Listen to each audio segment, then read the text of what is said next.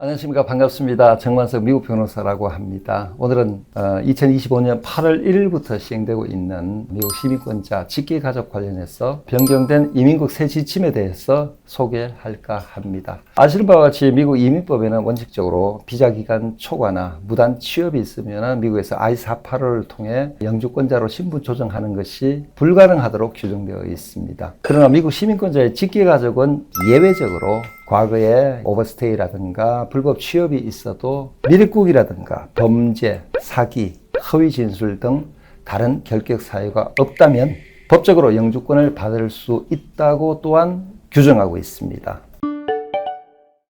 이번에 변경된 지침은 이러한 예외적인 자격에 제한을 두는 것이 아니라 운영상 그리고 절차상 위험에 대해 설명하고 있습니다. 예전에는 신청서의 결격 사유나 필수 초기 서류 누락 또는 신청 요건이 불충분할 경우 이민국은 이에 대해서 보완을 하라 하는 내용의 RFE나 아니면 노이드로 처리하였기에 보완이나 대응이 가능했습니다. 그런데 이제는 RFE나 노이드 없이 바로 거절 처리를 함과 동시에 추방재판에 출두하라는 출석 요구서인 NTA를 발부해 추방 절차로 넘길 수 있게끔 바뀌었다는 것입니다. 그만큼 심사 과정이 상당히 타이트해졌고 좀 더 과격해졌다고 얘기할 수 있겠습니다.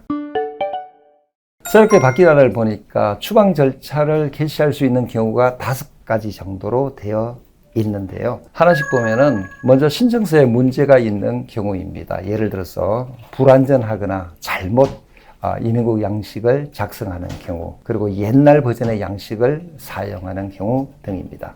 두 번째는 자격 조건이 미달한 경우입니다. 공적 부조의 대상이 된다든가 범죄 기록이나 질병을 갖고 있는 경우 등이 이에 해당이 됩니다.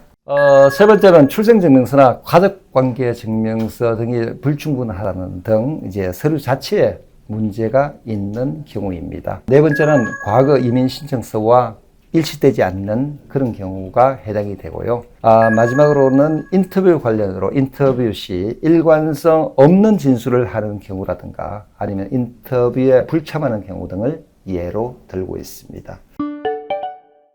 중요한 것은 미국에서 진행하는 시민권자의 직계가족 관련 케이스에 대해서만 새로운 지침이 만들어졌는데, 그럼 다른 케이스 예를 들어서 한국에서 진행하는 시민권자의 직계가족 관련 케이스나 영주권자들의 케이스에 대해서는 전혀 상관이 없느냐 하는 질문에는 단정적으로 아니다라고 말씀드릴 수는 없을 것 같습니다. 왜냐하면 트럼프 2기 행정부가 출범하면서 아시는 바와 같이 불법 이민뿐만 아니라 합법 이민까지도 심사 기간이 길어지고 있다는 얘기는 그만큼 심사를 타이트하게 하고 있다는 추론을 충분히 할 수 있기 때문입니다.